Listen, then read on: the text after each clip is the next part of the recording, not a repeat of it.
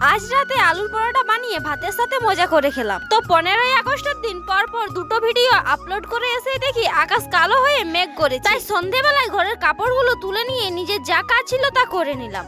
আর আজ বানাবো বাবার জন্য বিনা আলুর ঘুগনি তরকারি, তাই তাড়াতাড়ি রান্নাটা সেরে নিয়ে একটু পড়াশোনা করে খাবার খেতে যাবোই ভাবছি। সেই সময়ই খুশি এসে বলল, চল দিদি আজ আলুর রুটি বানানো যাক। তাই যেমন ভাবনা চিন্তা তেমন কাজ, তৎক্ষণাৎ আমি আর খুশি আলুর পরোটা বানানোর কাজে লেগে পড়লাম। তো প্রথমেই আলুগুলোর খোসা ছাড়িয়ে নিয়ে একটু থেতো করে নিয়ে কড়াইয়ের মধ্যে দিয়ে কেটে রাখা পেঁয়াজ এবং লঙ্কাগুলো দিয়ে ভালোভাবে একটা আলুর পুর বানিয়ে নিলাম। তারপর রুটিগুলোকে এইভাবে হাতের সাহায্যে ছোট্ট একটা বাটির শেপ দিয়ে নিয়ে তার মধ্যে তৈরি করে রাখা আলুর পুরটা ভরে দিয়ে এইভাবে আলতো হাতে মুড়ে নাও। তো চলো তোমরা আমার আগের রান্নার ভিডিওতে যারা যারা কমেন্ট করেছো তাদের কিছু কিছু কমেন্ট আজ পড়া যায়। তো ভাগ্না স্ন্যাপ নামের একজন কমেন্ট করেছো, দেখে জিভে জল চলে এলো। তো থ্যাংক ইউ আমার ভিডিও কমেন্ট করার জন্য। আর চাইলে তুমিও এইভাবে বাড়িতে মরিচের পকোড়া বানিয়ে খেতে পারো, কিন্তু ঝালটা একটু কম দিও, কারণ আমাদেরটা একটু স্পাইসি হয়ে গেছে। তো তারপর আমরা সব পরোটাগুলো বানিয়ে নিয়ে কিছুগুলো বর্ণালী আর অনিকেতদেরকে দিয়ে এসে আমরাও নিজেরা বসে পড়লাম খাবার খাওয়ার জন্য। আমি খাচ্ছিলাম ভাত আলুর দম নিয়ে আলুর পরোটা, আর খুশি খাচ্ছিল চায়ের সাথে আলুর পরোটা, কারণ ও ভাত 8টার সময় খেয়ে নিয়েছে।